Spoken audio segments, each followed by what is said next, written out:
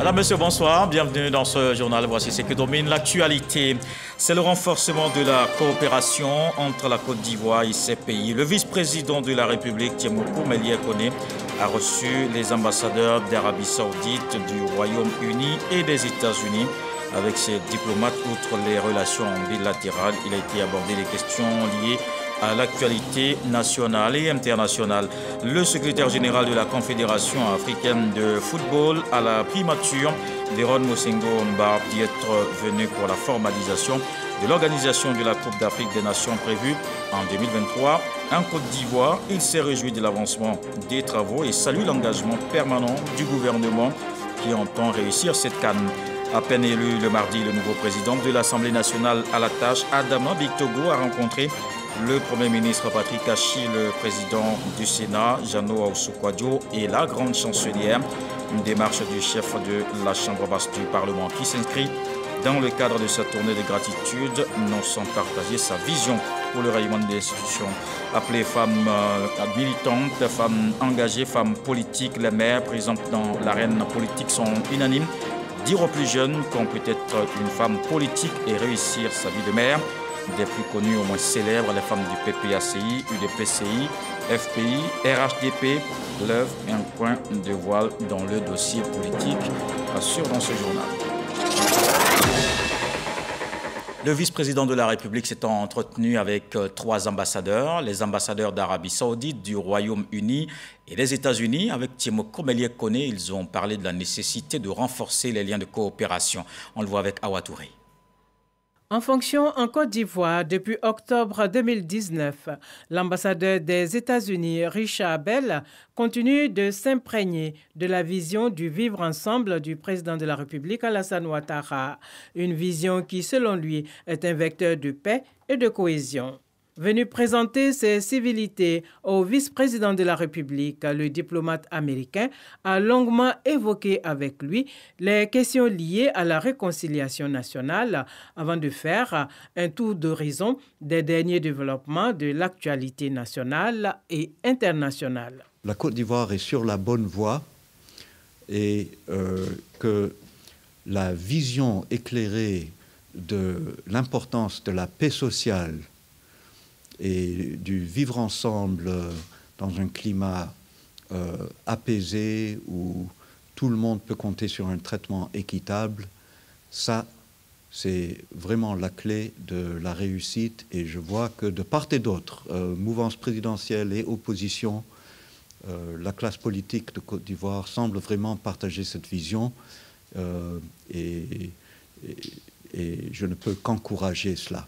La diversification et le renforcement de la coopération entre la Côte d'Ivoire et le Royaume-Uni au centre des échanges entre le vice-président de la République, Tiemoko Melia-Kone, et la chef de la mission diplomatique du Royaume-Uni en Côte d'Ivoire. Nous avons parlé bien sûr sur les liens entre le Royaume-Uni et la Côte d'Ivoire et comment nous pouvons augmenter ces liens, renforcer les rapports dans plusieurs domaines.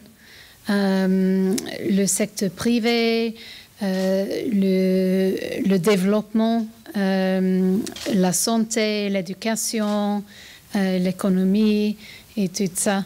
Nous avons parlé aussi un peu sur la situation actuelle dans le monde et dans la région aussi. L'ambassadeur du Royaume d'Arabie Saoudite est pour sa part venu transmettre les salutations et féliciter le vice-président de la République pour sa nomination.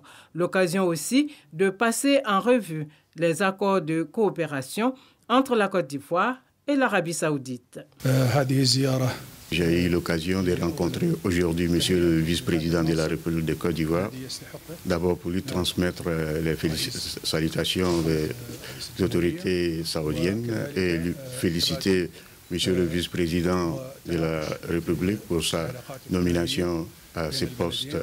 Et on a évoqué les relations et la coopération qui existent sérieusement entre les deux pays et les moyens de renforcer cette coopération davantage. Le diplomate saoudien s'est par ailleurs félicité de l'excellence des relations de coopération entre les deux pays. Il entend par ailleurs contribuer au développement des échanges entre la Côte d'Ivoire et le Royaume d'Arabie saoudite.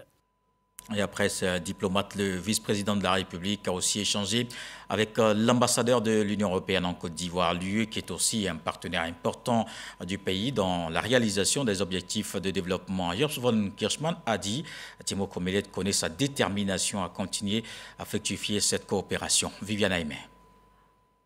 L'ambassadeur de l'Union européenne, Job von Kirchmann, a félicité le vice-président Kone Tiemoko Meillet pour sa nomination. Il lui a réaffirmé par la même occasion l'excellence des relations de coopération entre l'Union européenne et la Côte d'Ivoire. On a un peu parlé d'abord de l'Union européenne et justement de cette relation qui est une relation qui s'est changée pendant ces dernières années vers un vrai partenariat où aujourd'hui on suit la Côte d'Ivoire dans ses stratégies, dans ses visions.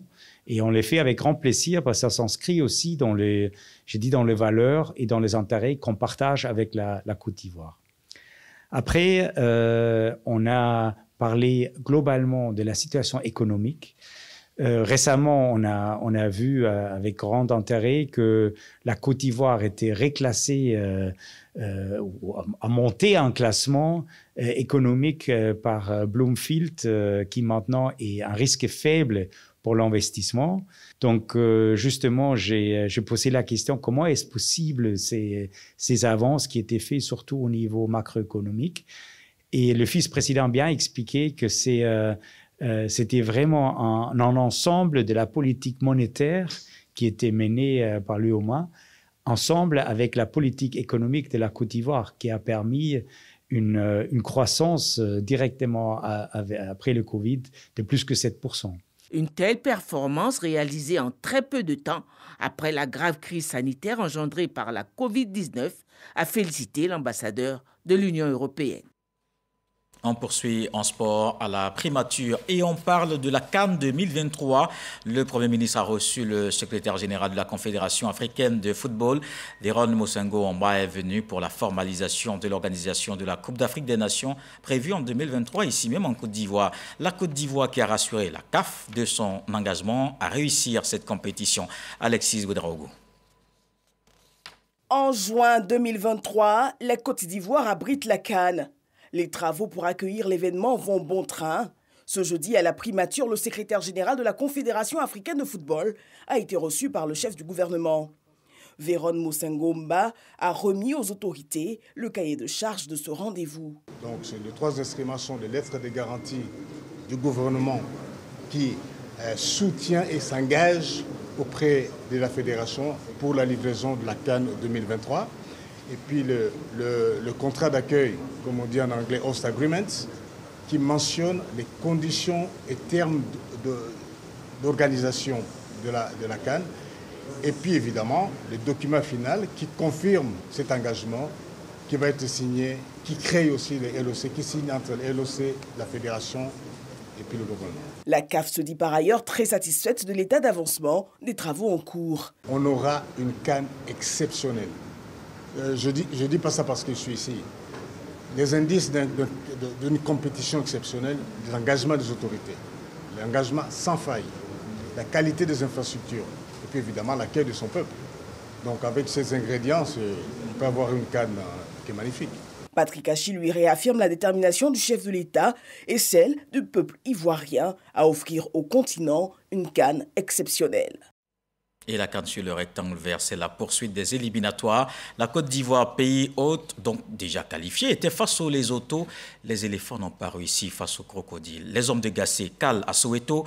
La rencontre disputée en Afrique du Sud, soldée par un match nul, 0-0. Le résumé avec Hassane Kwasi et Sojans Liver. Les éléphants de Côte d'Ivoire peuvent nourrir des regrets. Opposés aux Lesotho pour le compte de la deuxième journée des éliminatoires de la CAN 2023, Serge Aurier et ses coéquipiers n'ont pu faire mieux qu'un match nul face à un adversaire classé 145e FIFA. Un match que les pachydermes démarrent pourtant idéalement avec le coup franc de Max Alain Gradel, mais le gardien du Lesotho repousse pour plus de précautions. Dans la foulée, Serge Aurier est tout proche d'ouvrir la marque, mais rien d'inquiétant pour le dernier rempart des crocodiles. Gênés considérablement par l'impact physique des joueurs du Lesotho, les poulains de Jean-Louis Gasset atteignent la pause avec un score vierge. Loin d'être démotivés, les éléphants accentuent la pression en seconde période, mais peine perdue. Malgré les 86% de possession de balles, ils ne parviennent pas à trouver la faille. 0-0, score final. La Côte d'Ivoire est tenue en échec par une vaillante équipe du Lesotho. Et l'actualité, c'est aussi le nouveau président de l'Assemblée nationale qui démarre ses activités. Il a été reçu par le Premier ministre Patrick Achi. Adama Bictogo est allé remercier le chef du gouvernement pour son soutien.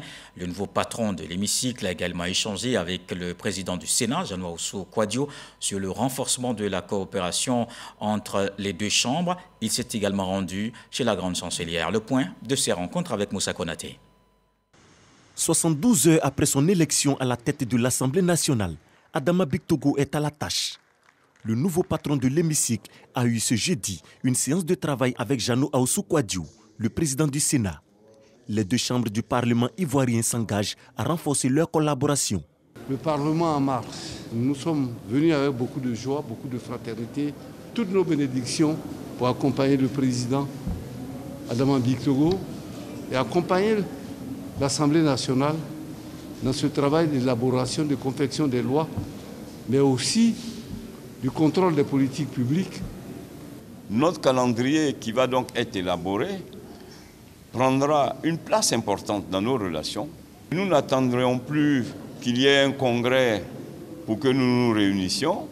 Il y aura donc des rencontres formelles entre les deux chambres pour analyser les grands dossiers de l'État, mais surtout pour raffermir encore plus nos relations. Après cet échange, le président de l'Assemblée nationale s'est rendu chez la grande chancelière Henriette Dagri-Diabaté. Adama Bictogo est venu présenter son élection à celle qu'il considère comme un modèle. Madame la grande chancelière reste pour nous un modèle, une boussole pour notre génération, les générations futures, par son histoire, par son parcours politique. Elle est aujourd'hui une caution morale. L'acte que viennent de poser les députés en m'élisant, en mettant en avant le principe du consensus, sont une des valeurs qui constituent son ADN. Madame la grande chancelière a toujours voulu obtenir par le principe du compromis, du consensus. Le nouveau président de l'Assemblée nationale a aussi été reçu ce jour par le Premier ministre Patrick Achi. Il a exprimé ses remerciements au chef du gouvernement pour son soutien à son élection à la tête de l'Assemblée nationale. Les ministres des Affaires étrangères et de la Justice de la CEDEAO sont en conclave à Accra, au Ghana. L'enjeu de cette réunion est la révision du protocole additionnel sur la démocratie et la bonne gouvernance en Afrique de l'Ouest. La délégation ivoirienne est conduite par la ministre d'État, ministre des Affaires étrangères, Kandia Camara, avec à ses côtés le ministre de la Justice, Sanson Kambile. Jean-Claude Brou, président de la commission de la CEDEAO, a ouvert les travaux. Les experts commis à la production d'un document de consensus depuis septembre 2021 devront le soumettre au ministre pour analyse et validation avant la prochaine conférence des chefs d'État de la CEDEAO. Le compte rendu complet de ces assises dans nos prochaines éditions avec notre envoyé spécial à Accra, Michel Digré. Le réseau mondial des experts du développement économique et social est une ONG œuvrant dans les domaines humanitaires, socio-économiques et culturels. L'organisation étend ses activités dans le monde. Ce jeudi, le bureau d'Abidjan a été inauguré. À travers sa présence en Côte d'Ivoire, ce réseau compte apporter un soutien important aux populations au niveau de l'éducation, de la santé et de l'autonomisation des femmes. Khalil Diomandé, Franck Wadio. L'ONG REMED, Réseau mondial des experts du développement économique et social, pose officiellement ses valises en Côte d'Ivoire. Cela se matérialise par ce siège inauguré par le ministre d'État Kobena Kwasi Adjoumani. Et pour l'occasion, Marc Rivesta Kwasi, nouveau représentant pays du REMED, porte la responsabilité de la mise en œuvre des actions de cette organisation humanitaire en Côte d'Ivoire. Nous avons pour objectif de venir en aide aux populations locales parce que le gouvernement ne peut pas tout faire. L'État ivoirien peut compter sur REMED. Et d'ailleurs, on est très content de vous dire qu'on a donné le premier coup d'envoi de la construction des centres de santé d'Anono et tout le matériel en termes de premiers besoins pour que ce bâtiment voit le jour. et sachez que vous avez notre appui jusqu'au bout. Le ministre d'État Koubena Kwasi Adjoumani Parrain se réjouit de l'implantation de l'ONG Remède en Côte d'Ivoire. Ce réseau, selon lui, viendra soutenir les projets de développement du gouvernement en faveur du bien-être des populations. Vous avez décidé de vous mettre au service du monde entier. La guerre en Ukraine pose d'énormes problèmes et Remède sera sollicité pour trouver des remèdes à l'ensemble des difficultés dues à cette crise. Remède est salutaire pour nos populations. Le réseau mondial des experts du développement économique et social, Remède, compte à ce jour plus de 250 membres présents sur tous les continents. Seulement 2 ans après sa création, plus de 10 000 élèves en Côte d'Ivoire ont bénéficié de manuels scolaires pour leur année académique. Et au niveau de l'enseignement supérieur, un système de transfert de crédit en Afrique pour la mobilité internationale et la reconnaissance académique. Une rencontre à Abidjan sur l'importance de sa mise en œuvre. Les partenaires et les responsables du secteur réunis avec la participation du ministre Adama Diawara. Le reportage de Patricia Omouetia. Le programme de mobilité universitaire reflète l'ambition de l'Union africaine de construire un continent intégré au moyen d'un système d'enseignement harmonisé. Le système d'enseignement supérieur et de la recherche est confronté à des difficultés, notamment le manque d'instruments pour faciliter la comparabilité des qualifications et du développement d'un système de transfert de crédit accordé et reconnu. Après les réflexions menées entre la Commission de l'Union africaine et la Commission européenne, plusieurs organisations se sont penchées sur la problématique. On fait un grand travail d'appui pour les systèmes d'assurance qualité, surtout les agences nationales d'assurance qualité en Afrique, dans toute l'Afrique, 5 régions. Et aussi, on appuie les systèmes qui sont en train de former, de développer leurs propres agences d'assurance qualité. L'objectif de cette rencontre est donc de mettre en place un système commun de transfert de crédit qui puisse être reconnu au niveau national, régional et continental. Au niveau de nos parcours de formation, on a ce qu'on appelle les unités d'enseignement, si vous voulez les matières, qui ont toutes des poids qu'on appelle le nombre de crédits.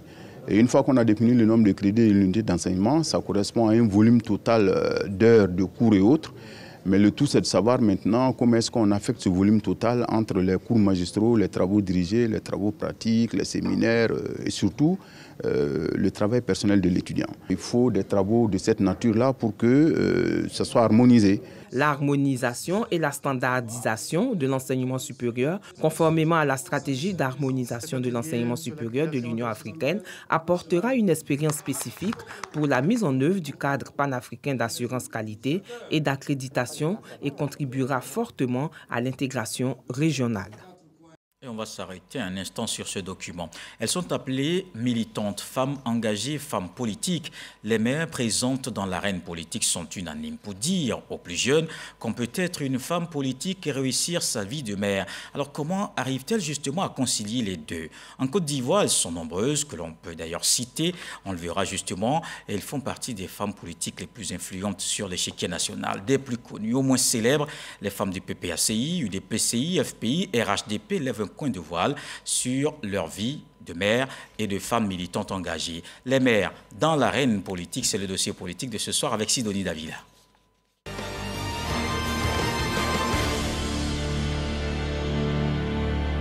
Mes 5 enfants, je les ai suivis, je les aidais pour faire leurs devoirs. Je les mettais au lit à 8 h du soir. La fonction de mère doit passer avant la fonction de femme politique. Simone Eivé Gbagbo est cofondateur du Front populaire ivoirien FPI, parti au sein duquel elle a longtemps occupé le poste de vice-présidente. Son rôle de femme, l'assumer, a toujours été pour elle une priorité. De temps en temps, je les envoie au cinéma, etc. Les enfants sont heureux. Les enfants, il ne faut pas grand-chose pour les rendre heureux. Il faut justement qu'ils sentent que maman est là. Et le mari aussi. Nous deux, on était dans la politique, hein, donc il fallait qu'il comprenne. Mais de temps en temps, il faut lui faire le bon plat qu'il aime. Sa sauce graine avec son riz, il faut lui faire ça, bien faire ça. Comme ça, au moins le dimanche, il est satisfait de manger la nourriture de son épouse. Anne Désirée Ouloto est engagée depuis les années 90 en politique au sein du Rassemblement des Républicains, devenu RHDP. Pour cette militante qui œuvre depuis longtemps, Aux côtés du président de la République, Alassane Ouattara, son engagement politique demeure un atout pour l'équilibre familial. La mère, c'est la sécurité de la famille. Les enfants ont besoin de leur maman quand ils reviennent de l'école. La maman doit aller à l'école s'assurer donc du bon comportement de son enfant, s'assurer donc de ce que l'enfant travaille bien à l'école pour rencontrer les professeurs. Et fort heureusement, aujourd'hui, ce sont des missions qui sont partagées dans le couple. La mère et le père peuvent chacun à tour de rôle se rendre à l'école. Je crois que c'est cette conciliation des deux dans le couple, du père et de la mère, ce jeu de rôle qui va permettre donc à la mère d'assumer pleinement ses missions de politique, de femme politique. La mère, c'est cette touche maternelle, pleine d'affection pour sa famille. Et l'engagement de ces femmes politiciennes tend à le démontrer. La secrétaire générale adjointe de l'UDPCI, Evelyne Talikpon, a su concilier vie familiale et vie politique. Quand je dois sortir de la maison, le matin, je m'assure que tout se passe bien, que mes enfants ont pris leur petit déjeuner, mon époux, ça va, tout va bien à son niveau, et que tout dont ils ont besoin à la maison, tout est mis en place. Et je le fais, je m'occupe des enfants. Je m'occupe même, souvent quand je suis là, je fais le ménage chez moi à la maison. En Côte d'Ivoire, l'entrée des femmes en politique s'est faite progressivement. Elles ont fini par s'imposer. Mais cette adéquation ne les met pas à l'abri des sacrifices intimement liés à la vie politique. Tu dois aller par exemple à un meeting et puis tu vois ton enfant qui ne veut pas te laisser partir. C'est un peu difficile quelquefois, mais on est obligé de le faire parce que nous avions décidé de faire la politique. Au début, lorsque nous avons créé le Front populaire ivoirien en 1990, vous savez, pendant 6 mois, j'étais obligée de déménager mes enfants dans la maison d'une amie. Parce qu'on recevait ici des Ivoiriens qui étaient intéressés par ces projets politiques. En 2000, quand il y a eu les élections, mon candidat a appelé à descendre dans la rue. Puis moi, j'étais parmi ceux qui sont descendus dans la rue. Et arrivé quelque part, on a rencontré un barrage de militaires. Bon, quand ils ont fait la sommation, tout le monde courait. Moi, je suis resté là, mais il y a un qui est venu me faire un crochet. Puis je suis tombé. Et il a commencé à me chicoter. Et il me chicote et il me dit, ah Seigneur, viens à mon secours. Seigneur, viens à mon secours. Il dit, mais pourquoi c'est le Seigneur que tu appelles? Est-ce que c'est le Seigneur qui t'a fait venir dans la rue? Toi, une mère de famille, au lieu de rester pour t'occuper de tes enfants, tu cherches quoi dans la rue ici? J'ai dit, si je suis dans la rue, c'est pour l'avenir de mes enfants. Quand la femme est convaincue de ce qu'elle fait, rien ne peut l'arrêter. Conjuguer vie politique et vie familiale n'est pas chose aisée. Le réussir dépend d'une bonne organisation, d'une bonne communication, selon ces femmes. Dans toute chose, si tu n'as pas une organisation rationnelle autour de toi, tu ne peux pas avancer. Mais il faut aussi avoir une vision. Et moi, j'ai toujours travaillé par objectif. Que ce soit au niveau politique, que ce soit au niveau du foyer, que ce soit même au niveau de mes entreprises, je fais de sorte qu'il n'y ait pas vraiment, qu'on ne sente pas mon absence. Il faut savoir faire la part des choses. Il faut communiquer, il faut rester à l'écoute de sa famille et donc il faut les emmener à comprendre l'importance de ce qu'on fait. Malgré les barrières de tous ordres, les femmes ont toujours su tirer profit des avantages liés à leur fonction de mère et de femme politique. Les barrières existeront toujours pour empêcher la femme de s'engager pleinement dans la politique, mais il faut le courage. Être mère et faire de la politique, je pense que ça va de soi. C'est le prolongement de notre état de femme, de notre statut de mère. Et moi, je suis bien jalouse de cela et je compte donc mettre à profit mon positionnement de mère dans ma vie politique et dans tout ce que j'entreprendrai au service de ma nation. La nation compte énormément. Il faut mettre la nation avant ses intérêts personnels. Parce que quand vous avez mis la nation, vous avez ennobli votre investissement. À partir de ce moment-là, tout ce qui peut vous arriver après là, vous êtes armé spirituellement, intellectuellement, moralement, vous êtes armé pour supporter et pour tenir. Voilà, c'est ça que je leur donnerais comme conseil. Il ne faut pas se lancer dans un projet quand on n'a pas de maîtrise d'abord de son projet. Le terrain politique en Côte d'Ivoire reste dominé par les hommes, mais les femmes gardent l'espoir de changer la donne. L'adoption de la loi sur la parité est celle qui favorise la représentativité de 30% de candidates dans les assemblées élues. Devrait les y aider. Les femmes dans l'arène politique, c'était le dossier politique de ce soir avec Sidonie Davila. Et ce soir encore, on fait un point de l'actualité sur la pandémie de Covid-19 en Côte d'Ivoire.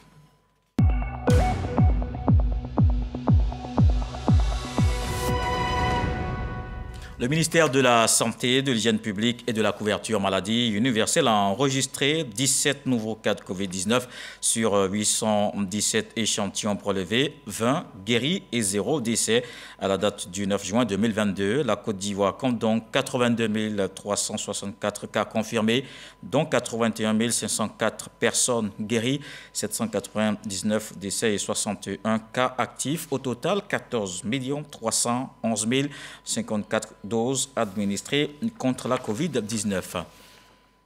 Et la journée mondiale des océans célébrée hier 8 juin en Côte d'Ivoire. La célébration officielle a eu lieu à Brafédon, c'est dans la commune de Grand Laou. À cette occasion, le ministère de l'Environnement et du Développement durable a présenté les actions menées pour lutter contre la pollution marine et la protection de l'espace marin. Et puisqu'on parle de l'océan, rendons-nous à Rabat au Maroc pour voir la première réunion ministérielle des États riverains de l'Atlantique. Le royaume chérifien a invité 21 pays pour participer à cette rencontre. Elle vise à concevoir une vision africaine commune sur cet espace vital et défendre les intérêts stratégiques du continent. La délégation ivoirienne à cet important rendez-vous est conduite par le ministre des Transports, Amadou Koné. Le reportage de nos envoyés spéciaux à Rabat, Jean-Luc Bangbo et Zakaria Traoré. Rabat, la capitale marocaine transformée ce 8 juin en capitale de l'Atlantique. La ville accueille, à la faveur de la Journée mondiale des océans, la première réunion des ministres des États africains riverains de l'Atlantique. Un espace dont l'importance stratégique n'est plus à démontrer. Notre espace concentre 55% du PIB du continent. Nos économies réalisent 57% du commerce continental. Notre espace est une aire de mobilité et un lieu de brassage culturel et ethnique. Nos espaces maritimes recèlent d'énormes ressources biologiques et non biologiques. L'Afrique atlantique, qui reste un espace de convoitise et de compétition, ne reçoit que 4% des flux d'investissements directs étrangers contre 74% pour les pays de la rive nord. D'où cet appel à l'union sacrée autour de cet espace. S'approprier effectivement l'Atlantique, une vision à laquelle adhère pleinement la Côte d'Ivoire, qui est venue, comme tous les 21 États, écrire l'avenir de l'Atlantique à Rabat. La façade atlantique africaine est très peu évoquée. On parle des regroupements qui se font autour de la Méditerranée, des regroupements qui se font autour du Pacifique. Mais en ce qui concerne l'Atlantique, à part l'Amérique latine, donc côté africain, donc il n'y a rien, alors que c'est un espace qui est important, d'échange qui est important. Il faut aller au-delà de coopération entre États riverains, mais de se considérer comme des peuples d'une seule entité, donc qui est la façade atlantique. Une déclaration a sanctionné cette réunion ministérielle, dénommée Processus afro-atlantique de Rabat. Elle consacre une vision autour de puissantes thématiques comme la sécurité, l'économie bleue et la connectivité maritime et de l'énergie, ainsi que le développement durable et l'environnement. Et du Maroc, revenons en Afrique de l'Ouest, précisément au Togo. La cessation du statut de réfugié pour les Ivoiriens partout dans le monde sera prononcée le 20 juin 2022 et prendra effet dès la fin du mois. Plusieurs acteurs, sinon facteurs, ont milité en faveur de cette décision. Des Ivoiriens au Togo viennent justement de recevoir leur passeport. Walter Amadou Ouattara.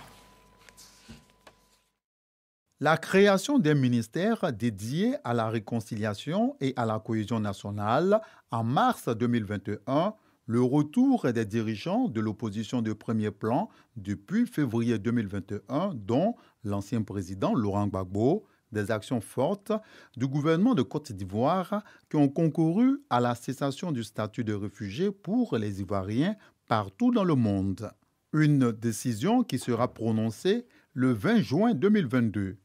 En attendant cette date, le ministère d'État, ministère des Affaires étrangères, de l'intégration et de la diaspora œuvre pour le retour des Ivoiriens encore en exil. De concert avec le ministère de l'Intérieur, l'ONESI et la SNEDAI facilite l'établissement des documents administratifs y afférents. À Lomé, dans le camp des réfugiés ivoiriens, les équipes sont à pied d'œuvre pour la production des passeports. Des exilés expriment leur joie de se voir délivrer le précieux sésame.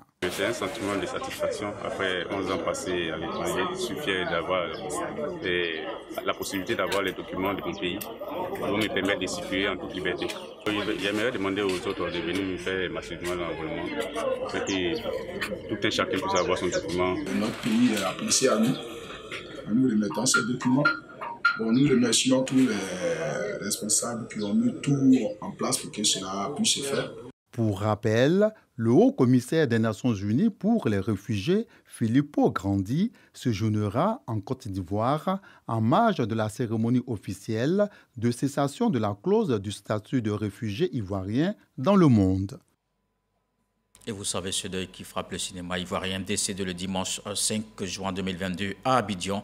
Le cinéaste Lansine Kramo Fadiga inhumé ce jeudi au cimetière de Williamsville. Mais avant, à la levée du Coran, il a eu droit à la reconnaissance et à l'honneur de la nation.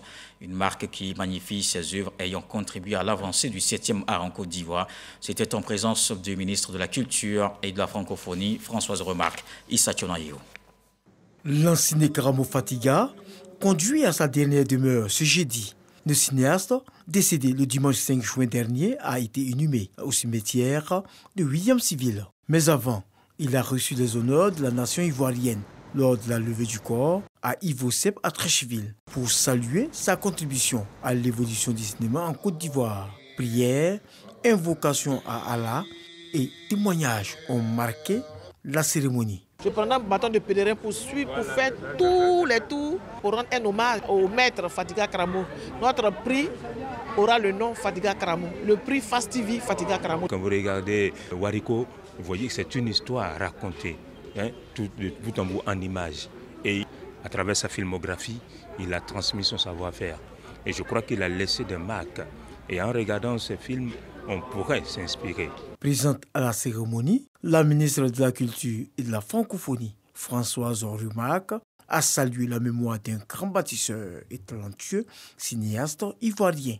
La Côte d'Ivoire a brillé ce jour au firmament du cinéma africain à travers son œuvre Djeli, conte d'aujourd'hui. Un moment historique pour notre nation. Quelle fierté pour la Côte d'Ivoire, car El Hadj Fadiga Kramo Lansine venait ainsi, à 33 ans, d'apporter la toute première et prestigieuse consécration cinématographique à notre pays. Malgré ce trophée continental, il est resté humble, disponible et respectueux. Une qualité morale qui est la marque de ceux qui veulent se parfaire.